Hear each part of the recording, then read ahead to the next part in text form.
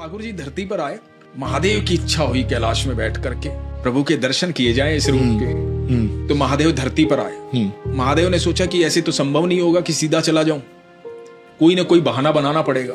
महादेव ने देखा वहां गोपियां काफी घूम रही थी, गोपियों के अंदर बात फैलानी शुरू की। मैं बहुत बड़ा भविष्यद्वक्ता हूं, ज्योतिषी हूं, हमने सुना है कि यहाँ नंद के घर लल्ला हुआ है, तो लल्ला का भविष्य बताऊंगा, जाकर बताओ उन्हें।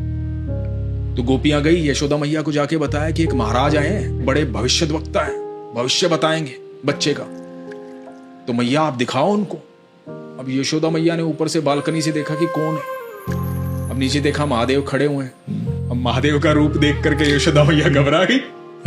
अब महादेव तो महादेव है जी, लंबी लंबी जटाओं वाले, गले में सर्प, हाथ में त्रिशूल। महादेव ने कहा क्या हुआ मैया, एक बार लल्ला के दर्शन करवाओ, मिलवाओ लल्ला से।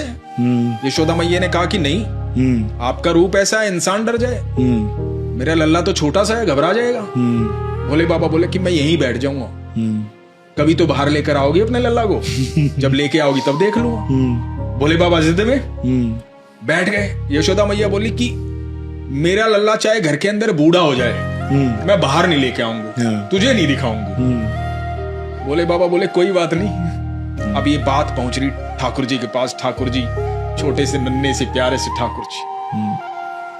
अब ठाकुर जी को जब मन में ये बात आई कि महादेव इंतजार कर रहे हैं, ठाकुर जी रोने लगे। नीले रंग के ठाकुर जी लाल रंग के हो गए, इतना रोए कि सांस भूल गए, लगातार रोते रहे। यशोदा मैया परेशान हो गई, पागल हो गई ठाकुर जी को रोता हुआ देखकर कि ये हो क्या रहा है, मेरा बच्चा चुप क्यों नहीं हो रहा है।